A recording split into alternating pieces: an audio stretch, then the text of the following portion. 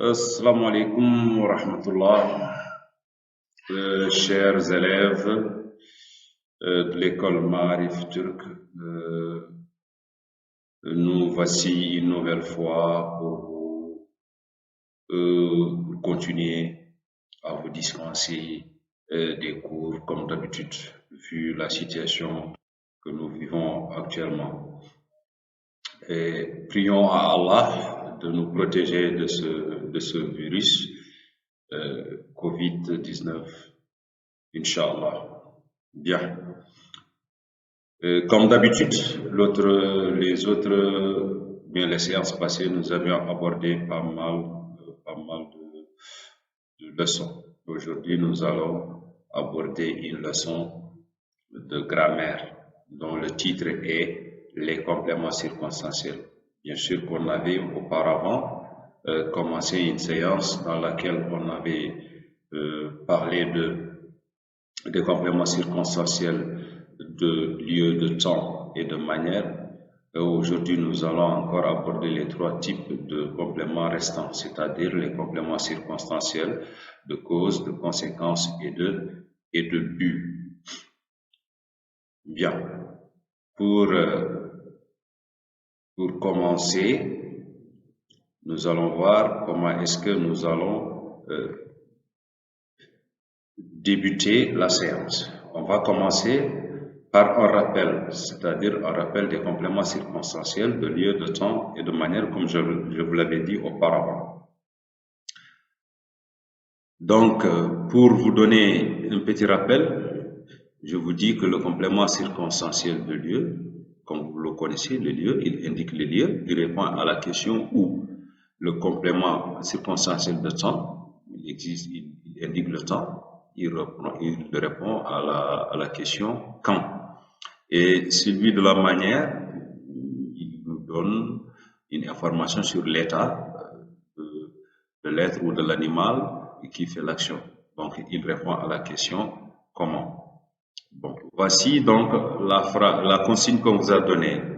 Dans la phrase qui viendra après, on vous demande de souligner les compléments et de dire de quel type de complément s'agit-il. C'est-à-dire soit le temps, soit le lieu, soit la manière. Donc voilà, la phrase elle est là. Avant-hier, tonton Ali est passé à la maison. Il était très fatigué et parlait doucement. Voilà. Donc, je vais seulement vous poser la question et à vous de voir où est-ce que se trouve le complément circonstanciel et de quel type de complément circonstanciel s'agit-il. Quand je vous dis tonton Ali est passé, quand? Vous allez répondre quoi? Tonton Ali est passé quand? Tonton Ali, avant-hier, tonton Ali est passé où? Il était comment? Et parlait comment? Rappelez-vous de ce que je vous ai dit des compléments circonstanciels de temps, de lieu et de manière. Ils répondent à la question. Le lieu répond à la question où, le temps répond à la question quand et la manière répond à la question comment. Donc, en vous posant ces questions-là, vous allez pouvoir identifier chaque complément et vous allez dire de quel complément il s'agit. Voilà, on continue. Ce qui va nous conduire à la situation de découverte. La situation de découverte, elle est là. C'est un petit texte qu'on vous a donné.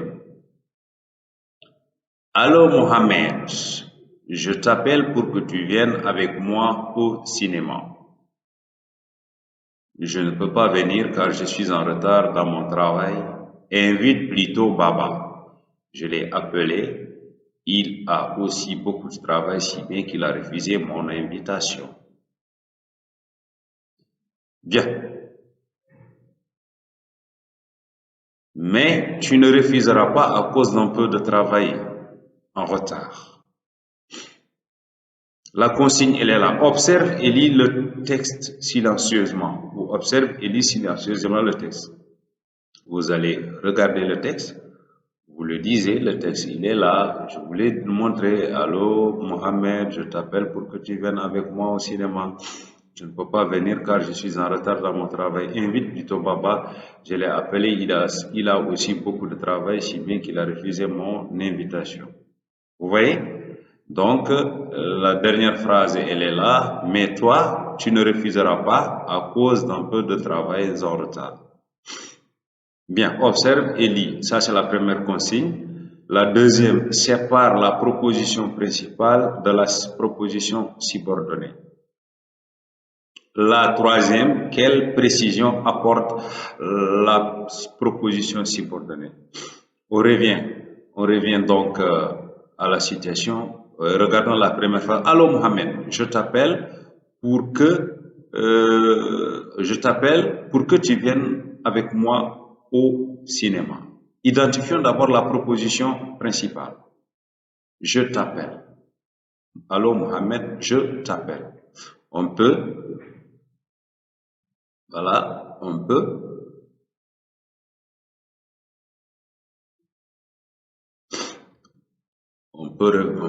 par exemple voir comment est-ce que on peut utiliser cette phrase. Allô Mohamed, je t'appelle pour que tu viennes avec moi au cinéma. Ici, la proposition principale est je t'appelle. Je ne peux pas venir car je suis en retard dans mon travail. Invite plutôt Baba. Je ne peux pas venir, c'est la proposition principale. Je l'ai appelé, il a aussi beaucoup de travail, si bien qu'il a refusé mon invitation. Il a aussi beaucoup de travail. Voilà. Suivons, allez-y à la dernière. Mais toi, tu ne refuseras pas. Tu ne refuseras pas. À cause d'un peu de travail en retard. Voici donc toutes les phrases. Donc, tu ne refuseras pas, ce sera la proposition principale. Allons-y. Donc, on va essayer en troisième phase de dire quelle précision apporte chaque proposition subordonnée. Revenons à la première phrase. Allô Mohamed, je t'appelle pour que tu viennes avec moi au cinéma. On avait dit que la proposition principale est je t'appelle. Je t'appelle pourquoi? Pour que tu viennes au cinéma. Donc, quand vous lisez cette phrase, quelle précision apporte cette phrase pour que tu viennes avec moi au cinéma? Vous voyez? Donc, ça nous donne une information. Je t'appelle. Pourquoi? Pour que tu viennes avec moi au cinéma. Vous voyez? C'est parce que j'ai un objectif, je t'ai appelé. Je veux que tu viennes avec moi au cinéma, je t'appelle. Donc, c'est un but que j'ai visé sur cet appel que j'ai fait. Je ne peux pas venir. Ça, c'est la réponse que ton ami Mohamed t'a donnée. Je ne peux pas venir. Pourquoi tu ne peux pas venir? Car je suis en retard dans mon travail. Parce que j'ai beaucoup de travail à faire, je ne peux pas venir. Vous voyez? Donc, le fait de refuser, le fait de ne pas pouvoir venir, donne une conséquence, laquelle c'est-à-dire donne une cause bien définie. Je ne peux pas venir. Pourquoi? La cause de ne pas pouvoir venir, c'est parce que je suis en retard. Comme je suis en retard dans mon travail, je ne peux pas venir. Donc, ce qui a causé le refus de venir, c'est le retard du travail. Donc, ici, on a une cause qui est à l'origine du refus de ne pas pouvoir aller répondre à son ami. Je l'ai appelé. Il a aussi beaucoup de travail. Comme il a beaucoup de travail, ça donne comme conséquence quoi? Si bien qu'il a refusé mon travail, comme toi, il a beaucoup de travail lui aussi. La conséquence, il a beaucoup de travail, il ne peut pas venir. Donc, on a identifié à travers toutes ces phrases les trois types de compléments, de cause, de but et de conséquence. Vous voyez, venons-en à la dernière phrase. Mais toi, tu ne refuseras pas à cause d'un peu de travail en retard. Mais toi, tu ne refuseras pas. Pourquoi? Tu ne peux pas refuser. Tu ne refuseras pas. Tu ne peux pas refuser. À cause de quoi? À cause d'un petit travail. Vous voyez, je te demande, c'est-à-dire, il insiste à ce que son ami vienne. Et c'est pas ce petit travail-là, c'est pas ce travail en retard qui va l'empêcher de venir. Ok, donc on continue. Pardon? Oh. Donc on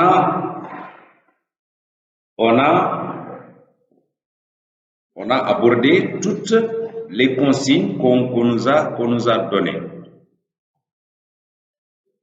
Pardon, je m'excuse.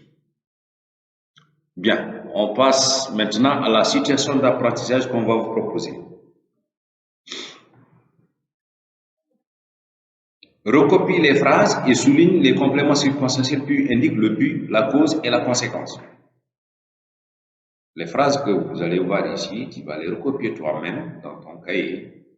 Ensuite, tu essaies de souligner chaque proposition circonstancielle. Dès que tu soulignes chaque complément, tu indiques est-ce qu'il s'agit d'un complément circonstanciel de cause, est-ce qu'il s'agit d'un complément circonstanciel ou de conséquence. Voilà. La première phrase, elle est là. Il ne s'est pas réveillé à l'heure, donc il est en retard à son travail. Cherche le complément circonstanciel, tu le soulignes et tu vas dire de quel complément il s'agit, cause, but ou conséquence. La phrase B, nous n'avons pas fait attention si bien que le chat a mangé toute la viande. Cherche ici le type de complément, tu le soulignes et tu dis de quel type il s'agit. Grâce à ton aide, j'ai pu finir mes devoirs à temps. Tu soulignes le complément et tu dis de quel type il s'agit. Pour que tu sois à l'heure à ton rendez-vous, il faut partir avant 7 heures. Voilà. C'est la même chose. Comme je n'avais pas de tes nouvelles depuis longtemps, j'ai décidé de venir te voir. Maintenant, applique. Quand tu auras maintenant identifié chaque complément, que tu as su comment tu peux identifier un complément et dans chaque phrase, essaie maintenant d'appliquer ce que tu as appris, ce que tu as compris de ça. Chaque proposition principale à compléter par des propositions subordonnées circonstancielles demandées. On va te donner une proposition indépendante. Maintenant, à toi d'imaginer quelle proposition subordonnée qui sera complément circonstanciel que tu peux compléter avec la principale. Voilà, la principale, elle est là, la première, elle est là. A, les animaux avaient soif. Cherche un complément circonstanciel de conséquence que tu vas compléter avec cette phrase. Les animaux avaient soif. Cherche, imagine n'importe quel complément circonstanciel de conséquence que tu vas ajouter. B, tu as chaud. Cherche un complément circonstanciel de cause que tu vas ajouter. Nous irons à la plage. Tu ajoutes un complément circonstanciel de but. Le ballon perché dans l'arbre, tu ajoutes un complément circonstanciel de cause. J'ai raconté un mensonge. Cherche un complément circonstanciel de but. Une énorme vague a renversé la pirogue. Cherche un complément circonstanciel de conséquence. Voilà. Et dernièrement, tu vas aller voir le résumé. Et quand tu auras lu le résumé, que tu vas comprendre exactement la définition de chacun des compléments. On a commencé par le complément circonstanciel de cause. Il précise la raison pour laquelle se fait une action, c'est-à-dire à cause de qui, un animal ou une personne, ou à cause de quoi ou une chose. Une action est faite à cause d'une personne ou d'un animal ou à cause d'une chose. On vous a donné un exemple, je suis en retard parce que mon voiture est en panne. Je suis en retard. Pourquoi? Parce que ma voiture est en panne. Ici, tu as la proposition principale, je suis en retard, mais la cause de ce retard, c'est parce que la voiture est en panne. Bien, on y va à la proposition circonstancielle, le complément circonstanciel de conséquence. Il précise le résultat d'une action, c'est-à-dire la fin. Après avoir subi ou fait une action, quel sera le résultat? Voilà, donc le complément circonstanciel de conséquence précise le résultat d'une action. Exemple, sa voiture est en panne alors qu'il est en retard. Parce que la voiture est en panne, donc il est en retard. La conséquence de la panne de la voiture, c'est que tu viendras en retard. Ok. Donc, et en troisième position, nous avons le complément circonstanciel de but qui précise dans quel but se fait une action. L'exemple, je vais au marché. Pourquoi tu vas au marché? Pour chercher quoi? Je vais au marché acheter des fruits et des légumes. Donc, le but de ton déplacement au marché, c'est d'acheter des légumes et des fruits. Bien.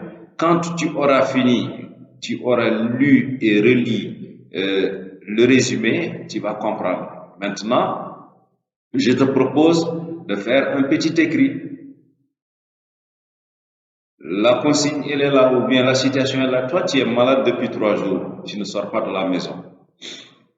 Maintenant, on te demande d'adresser une note à tes amis en leur expliquant les causes et les conséquences de ta maladie. Tu es malade d'une petite maladie quelconque et cette maladie t'a empêché de sortir, empêché d'aller voir tes amis, empêché d'aller jouer avec tes amis. Maintenant, tu écris une note de 6 lignes, de 5, mais dans la note, tu vas expliquer les causes, qu'est-ce qui t'a amené la maladie, et les conséquences et les conséquences de cette maladie, qu'est-ce que ça va donner après.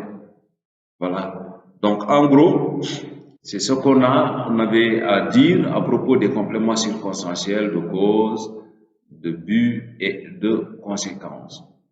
Vous allez profiter de cette séance pour essayer de voir comment est-ce que vous allez aborder ces phases, mais je vous conseille de bien lire et de bien relire le résumé. Il va vous permettre de comprendre les notions de complément circonstanciel de cause, de but et de conséquences. Donc, ajoutez à cela, comme vous avez déjà les différents types de compléments circonstanciels de temps, de manière et de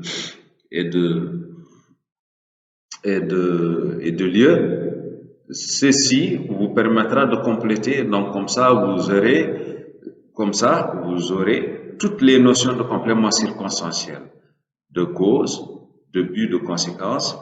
Bien avant cela, on avait abordé les compléments circonstanciels de temps, de lieu et de manière. J'espère que vous allez profiter de cette situation et je vous donne rendez-vous très prochainement. Merci.